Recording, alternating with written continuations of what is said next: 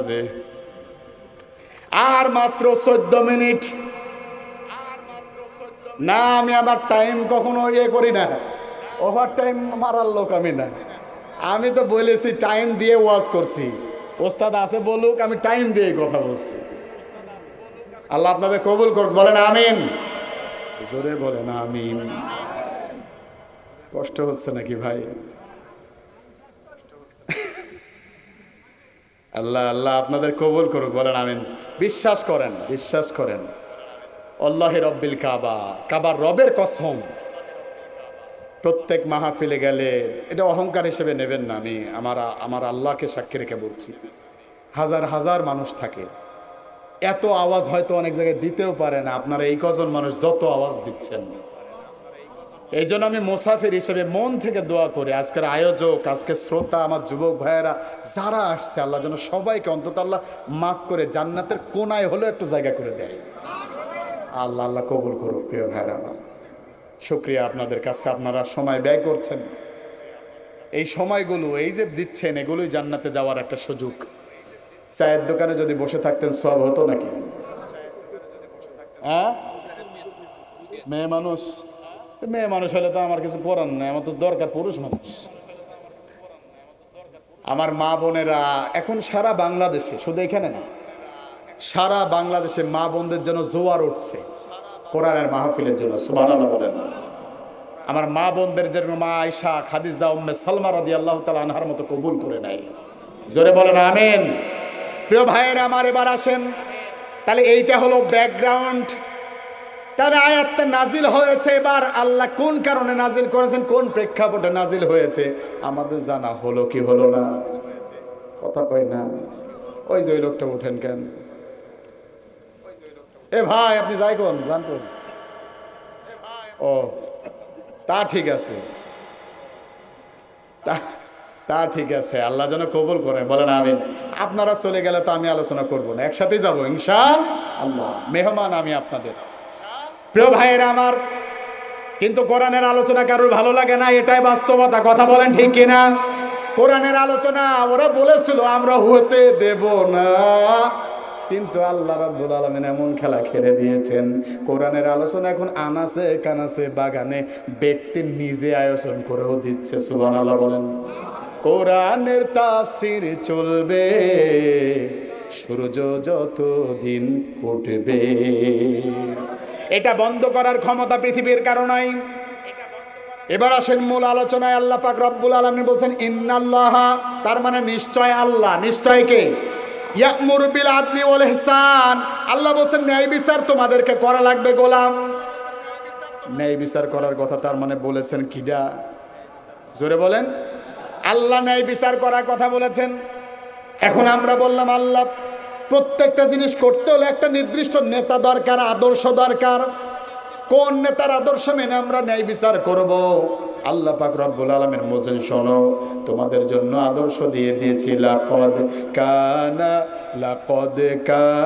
লাকুম ফি রাসূলিল্লাহি উসওয়াতুন হাসানা লিমান কানা ইয়ারজুল্লাহা ওয়াল ইয়াউমাল আখির ওয়া যাকারাল্লাহা কাসীরা। আল্লাহু আকবার। আল্লাহ পাক রব্বুল আলামিন বলছেন লাকাদ কানা লাকুম, দিয়ে দিয়েছি, ফি রাসূলিল্লাহ, রাসূল সাল্লাল্লাহু আলাইহি সাল্লামের মধ্যে, উসওয়াতুন হাসানা, উত্তম আদর্শ। আল্লাহু আকবার বলেন। তার মানে ন্যায় বিচার যদি করতে হয় নবীর আদর্শ দেখেই ন্যায় বিচার করা লাগবে, কথা বলেন ঠিক কি না? নবীর আদর্শ ছাড়া কোনো ন্যায় বিচার নাই। কোনো পাতি নেতা, কোনো ছাতি নেতা, কোনো মদখোর, কোনো গাঁজাখোর, কোনো ফেন্সিখোর, কোনো হিরোইনখোর আমাদের নেতা হতে পারে না, ঠিক না? আমাদের নেতা একজন, তিনি হলেন বিশ্বনবী মুস্তাফা। আল্লাহ যেন কবুল করেন, বলেন আমিন। তাহলে বিশ্বনবী আদর্শ যেহেতু, সেই আদর্শ হিসাবে বিশ্বনবী কি করেছেন, ন্যায় বিচার কিভাবে করেছেন, সেইটুকু জানার দরকার আছে না নাই? কোন এক রাতে, কষ্ট হচ্ছে মনে হয় আপনাদের ভাই, আমি শেষের দিকে 21 আর 9 মিনিট, আমি শেষের দিকে। আল্লাহর নবী কোন এক রাতে এশার নামাজের পর আল্লাহর নবীর কাছে বিবিগণ আসলেন। বিশ্বনবীর বিবি কয়জন ছিলেন? মাশাআল্লাহ, কয়জন? 11 জন। কিন্তু প্রথম অবস্থা ছিল একজন, মা খাদিজাতুল কুবরা রাদিয়াল্লাহু তাআলা আনহা। বিশ্বনবী বলতেন, খাদিজা যদি বেঁচে থাকতো আমি দ্বিতীয় বন্ধনে আবদ্ধ হতাম না। এত ভালোবাসা। আর আমাদের ঘরে অশান্তির আগুন দাও দাও করে জ্বলছে, ওটা পরে আসি। বিশ্বনবীর কাছে এখন মা খাদিজা নাই, আছে 10 জন বিবি। কয়জন? কোন এক রাতে এশার নামাজের পরে 10 জন বিবি আসলেন। আসার পরে ডেকে বলেন, ইয়া রাসূলুল্লাহ, ইয়া হাবিবাল্লাহ সাল্লাল্লাহু আলাইহি ওয়াসাল্লাম, এই 10 জন বিবির মধ্যে আপনি সবচেয়ে বেশি কারে ভালোবাসেন বলেন। প্রশ্ন সহজ না কঠিন? কতটুকু কঠিন যা দুইটা আছে সে বুঝবে। সকিনা যদি এসে বলে যে, শোনো স্বামী, তুমি আমারে বেশি ভালোবাসো নাকি জরিনারে বেশি ভালোবাসো বলো। বিশ্বাস করেন, স্বামী যদি মুখে একটু ফসকিয়ে বা ভুলেও যদি বলে ফেলে আমি তোমারে বেশি ভালোবাসি, বাড়ি যাই দেখবে ওর জরিনা ব্যাগ গোছানো সারা, তোর ঘর আর আমি করব। মা বোনের একটা আবেগপ্রবণ হয়, একটু আবেগপ্রবণ হয়, সব ভুলে যাবে কিন্তু আবেগে আঘাত করেছেন ওই কথা ভুলবে না। বছরে কয়দিন? বছরে কয়দিন? 365 দিন। বছরে 364 দিন আপনি ভালো রেখেছেন। একটা দিন উনার আব্বাকে নিয়ে কিছু একটা বলেছেন, কলিজায় আঘাত লেগেছে। 364 দিনের কথা ভুলবে, কিন্তু ওই কথাটা কখনো ভুলবে না। যারা ঠিক বলছেন না, ঘরে মনে হয় ওরকম হয়? জোরে বলেন ঠিক কিনা? এই জন্য আমি আমার মাহফিলে যে সমস্ত পুরুষ ভাই এবং বাবাজিরা আছে, আমি তাদের অনুরোধ করি, ভাই যদি ভিক্ষুক হয়ে যান, টাকা পয়সা যদি না থাকে, চলে যাবেন পুঠিয়া মেন রোডে, একটা ভাঙা প্লেট নিয়ে বসবেন আর বলবেন, ভাইয়েরা 10টা টাকা দিয়ে যান। তাও ভালো, কিন্তু ঘরের বিবির কাছে 10টা টাকা ধার নেবেন না। বিশ্বাস করেন ভাই, 1000 টাকা ধার নিয়েছেন, কয় হাজার? জোরে না বললে বুঝবো কি করে কয় হাজার? 1000 টাকা ধার নিয়েছেন, সব দিন দিয়েছেন, ভরণ দিয়েছেন, পোষণ দিয়েছেন, খাবার দিয়েছেন, শাড়ি দিয়েছেন, ব্লাউজ যা লাগে সব দিয়েছেন।